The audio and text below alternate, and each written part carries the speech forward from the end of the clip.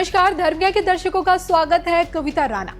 राम मंदिर के चढ़ावे में हुई चोरी से देश में उबाल है, राम भक्तों में गुस्सा है और संतों में नाराजगी है। और इन्हीं के बीच एक संत ऐसे हैं जिन्होंने अपने आराध्य मां काली से देश के प्रधानमंत्री नरेंद्र मोदी से कुछ ऐसा मांग लिया है जिससे देश का हित जुड़ा है। जी हाँ, राम मंदिर निर्माण में सर्वप्रथम दान करने का दावा करने वाले आचार्य महामंडलेश्वर स्वामी कैलाशानंद गिरी महाराज एक बार फिर मीडिया की सुर्खियों में हैं। पिछले 47 सालों से सोचिए, पूरे सावन मास रोज की 22 घंटों की तपस्या से अपनी एक खास पहचान बना चुके स्वामी कैलाशानंद गिरी महाराज ने अब की बार राम मंदिर में हुई चोरी पर क्या कुछ बोला है, इसके पीछे क्या समाधान उन्होंने दिया है, इसी पर देखिए आज की सबसे स्पेशल रिपोर्ट। चढ़ावा चोरी कांड पर टूटी चुप्पी, पीएम मोदी के लिए मां काली भक्त की पुकार, योगी को दिखाया समाधान का आईना, देखिए सिर्फ धर्म ज्ञान। रामलला के भव्य मंदिर बन जाने से दशकों बाद अयोध्या में त्रेता युग वाली रौनक वापस लौटी और अब सोचे इसी रौनक पर ग्रहण लगाने का काम चढ़ावा चोरी कांड ने कर दिया। 5 जून के बाद से अयोध्या से लेकर दिल्ली तक चौतरफा खलबली मची हुई है, क्योंकि चढ़ावे में हुई चोरी लाखों करोड़ रुपए तक सीमित नहीं है, बल्कि भक्तों की आस्था की चोरी हुई है। उनके सम्मान और भरोसे के साथ विश्वासघात हुआ है और जिसकी कीमत चुका पाना मुझे लगता है इम्पॉसिबल है। भले ही देखिए, चंदा चोरी का भांडाफोड़ होने के बाद एसआईटी जांच चल रही है। महासचिव पद से चंपत राय इस्तीफा दे चुके हैं, आरोपी पुलिस के गिरफ्त में है, लेकिन श्रद्धालुओं से लेकर संत समाज का गुस्सा अब तक शांत नहीं हो पाया है। आलम यह कि इस पूरे मामले में अब जाकर पीठाधीश्वर आचार्य महामंडलेश्वर स्वामी कैलाशानंद गिरी महाराज ने अपनी चुप्पी तोड़ी है। दरअसल ये वही आचार्य महामंडलेश्वर हैं जिनकी पिछले 37 सालों से पूरे सावन मास रोज की 22 घंटों की तपस्या ने संत समाज में इनकी एक अनूठी पहचान बना रखी है। सोचिए, 49 साल की उम्र में संत समाज में अपनी एक अलग पहचान बनाने वाले स्वामी कैलाशानंद गिरी महाराज आज की डेट में निरंजनी अखाड़े के एक ऐसे पीठाधीश्वर हैं जिनके खुद के 20 लाख से भी ज्यादा नागा साधु हैं। और आपको ये जानकर भी हैरानी होगी कि स्वामी कैलाशानंद गिरी महाराज सावन के पूरे महीने हर दिन वे अलग अलग चीज़ों से भगवान महादेव का श्रृंगार करते हैं, जिसकी वीडियोस भी काफ़ी वायरल होती है, जिसमें फल, फूल, सब्जियां, मिठाई, मेवे, ड्राई फ्रूट, ये सारी सामग्रियां शामिल होती है। महादेव के प्रति उनका यही कठोर तप उन्हें ऊर्जावान हमेशा बनाकर रखता है, और जो कि महादेव के प्रति उनकी ये साधना अन्य साधना की तुलना में कठिन है, अलग है और हटकर भी है, और जिस कारण लोगों को उनमें भगवान शिव का दूत भी नजर आता है।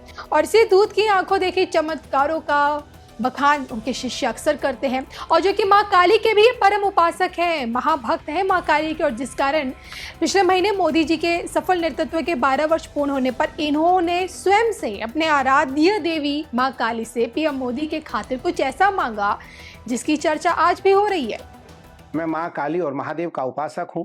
मैं मां काली से और महादेव से प्रार्थना करता हूं कि हमारे आदरणीय प्रधानमंत्री नरेंद्र मोदी जी यशस्वी हो, चिरायु हो, दीर्घजीवी हो और लंबे समय तक राष्ट्र के लिए, धर्म के लिए, परंपरा के लिए कार्य करते रहें। सदैव हमारे मंगलमय शुभाशीष और हमारा समर्पण, हमारा साथ सदैव प्रधानमंत्री नरेंद्र मोदी जी के लिए समर्पित रहेगा। अपनी महादेव से प्रार्थना भी रहेंगे और माई से प्रार्थना भी रहेगी कि मैं निरंतर अपनी माँ से प्रार्थना करता रहूंगा। हाल ही में देखिए, राम मंदिर घटना पर स्वामी कैलाशानंद गिरी महाराज का भी एक बड़ा बयान सामने आ चुका है। इन्होंने इस मामले में योगी सरकार द्वारा कराई जा रही एसआईटी जांच पर भरोसा तो जताया है, लेकिन इसी के साथ समाधान का भी आईना दिखाया है, जो कि देखिए मंदिर निर्माण में दान देने वाले ये प्रथम संत रहे हैं, और जिसके चलते इन्होंने सरकार मुक्त हिंदू मंदिर की पैरवी इस बार भी की है। कैलाशानंद जी का साफ कहना है कि सरकार सिर्फ निगरानी करे, मंदिर संतों के पास हो। ये बात देखिए किसी से छिपी नहीं है कि सोचिए कि चर्च से लेकर मस्जिद हमारे देश में कहीं भी हैं, जितने भी हैं, उन पे सरकार का कहीं कोई कंट्रोल नहीं है, जबकि हिंदू मंदिरों में सरकार का पूरा दखल होता है। राम मंदिर ट्रस्ट के 15 सदस्यों में से 12 की नियुक्ति भी मोदी सरकार द्वारा की गई थी, और उन्हीं के नाक के नीचे इतना बड़ा चोरी कांड हो गया। और कैलाशानंद जी के इन विचारों से आप लोग कितने सहमत हैं कि मंदिर की निगरानी सिर्फ सरकार तक सीमित रहे, बाकी मंदिर जो हिंदू मंदिर है वो साधु संतों के पास होने चाहिए? कमेंट करके बताएगा ज़रूर। और इसी के साथ साथ पीएम मोदी के संदर्भ में और क्या कुछ बोले हैं कैलाश गिरी महाराज उनके 12 साल पूर्ण होने पर, वो भी सुनिएगा। पिछले महीने का उनका ये वीडियो है लेकिन ये वीडियो पूरा ज़रूर देखिएगा। बड़ा ही गौरवशाली परंपरा भारत की रही। भारत एक प्राचीन सभ्यता है जिसकी पहचान केवल भौगोलिक सीमाओं से नहीं बल्कि उसकी सनातन सांस्कृतिक चेतना, आध्यात्मिक परंपराओं और ज्ञान परंपरा से होती है। वेद, उपनिषद, रामायण, महाभारत, योग और आयुर्वेद जैसी परंपराएं इस भूमि को विशिष्ट बनाती है। स्वतंत्रता के बाद भारत ने लोकतांत्रिक व्यवस्था और विकास का मार्ग अपनाया, लेकिन पिछले कुछ दशकों में एक ऐसा परिवर्तन देखा गया जिसे कई लोग भारत के सभ्यतागत आत्मविश्वास के पुनर्जागरण के रूप में देखते हैं। आज 12 वर्ष अर्थात 4399 दिन का कार्यकाल भारत के लोकतांत्रिक इतिहास में पिछले 12 वर्ष अनेक महत्वपूर्ण परिवर्तनों और उपलब्धियों के लिए साक्षी रहे। वर्ष 2014 में देश की बागडोर संभालने के बाद प्रधानमंत्री आदरणीय श्री नरेंद्र भाई मोदी जी के नेतृत्व में केंद्र सरकार ने शासन, विकास, सुरक्षा, अर्थव्यवस्था, तकनीक, संस्कृति और वैश्विक कूटनीति के विभिन्न क्षेत्रों में व्यापक पहल की।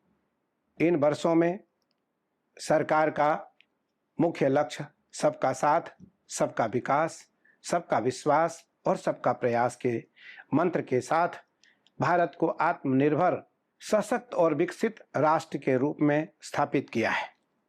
डिजिटल इंडिया अभियान ने भारत को विश्व के अग्रणी डिजिटल देशों की श्रेणी में पहुंचा दिया। स्वास्थ्य क्षेत्र में ऐतिहासिक पहल, गरीब कल्याण, राष्ट्रीय सुरक्षा, मजबूत रक्षा नीति, जम्मू कश्मीर में ऐतिहासिक निर्णय, आर्थिक सुधारों की नई दिशा, आत्मनिर्भर भारत और मेक इन इंडिया, विदेश नीति में बढ़ता भारत का प्रभाव, कृषि और विकास, कल्याण, महिला सशक्तिकरण की दिशा में कदम। प्रधानमंत्री नरेंद्र मोदी के नेतृत्व में बीते 12 वर्षों को भारत के आधारभूत संरचना से लेकर डिजिटल क्रांति तक, गरीब कल्याण से लेकर राष्ट्रीय सुरक्षा तक तथा सांस्कृतिक पुनर्जागरण से लेकर वैश्विक नेतृत्व तक अनेक क्षेत्रों में व्यापक परिवर्तन देखने को मिले हैं।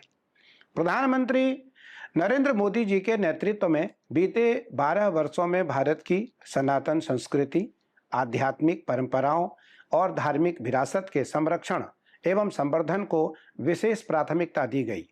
लंबे समय तक उपेक्षित रहे अनेक प्राचीन तीर्थस्थलों, मंदिरों और धार्मिक केंद्रों का पुनर्विकास किया गया, जिससे न केवल देश की सांस्कृतिक पहचान सशक्त हुई बल्कि करोड़ों श्रद्धालुओं की आस्था को भी नया सम्मान प्राप्त हुआ है। श्री राम जन्मभूमि मंदिर का निर्माण, काशी विश्वनाथ धाम का भव्य पुनर्विकास, महाकाल लोक और उज्जैन का पुनर्जागरण, केदारनाथ धाम, बद्रीनाथ धाम और 4 धाम परियोजना, सनातन परंपराओं का वैश्विक प्रसार, प्राचीन मंदिरों और तीर्थों का संरक्षण, भारतीय संस्कृति और गौरव का पुनर्स्मरण।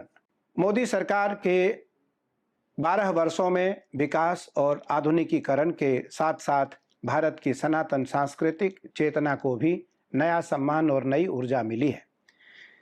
अयोध्या से काशी, केदारनाथ से उज्जैन तक हुए कार्यकाल केवल निर्माण परियोजनाएं नहीं बल्कि भारत की आध्यात्मिक विरासत, धार्मिक आस्था और सांस्कृतिक गौरव के पुनर्जागरण के प्रतीक माने जाते हैं। इन प्रयासों ने करोड़ों श्रद्धालुओं के मन में अपनी परंपराओं के प्रति गर्व और आत्मविश्वास की भावना को और मजबूत किया है।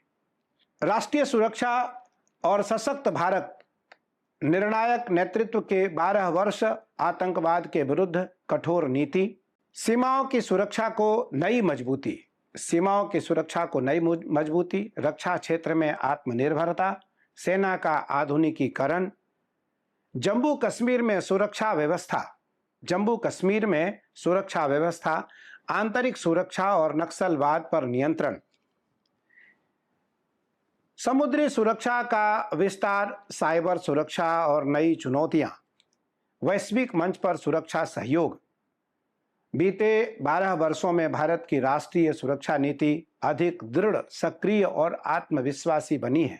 आतंकवाद के विरुद्ध निर्णायक कार्रवाई जैसे ऑपरेशन सिंदूर, सर्जिकल स्ट्राइक इत्यादि, सीमाओं के सुदृढ़ीकरण, सेना के आधुनिकीकरण, रक्षा आत्मनिर्भरता, आंतरिक सुरक्षा और वैश्विक रक्षा के सहयोग जैसे क्षेत्रों में हुए कार्यों ने भारत को एक सशक्त और सक्षम राष्ट्र के रूप में स्थापित करने में महत्वपूर्ण भूमिका निभाई है।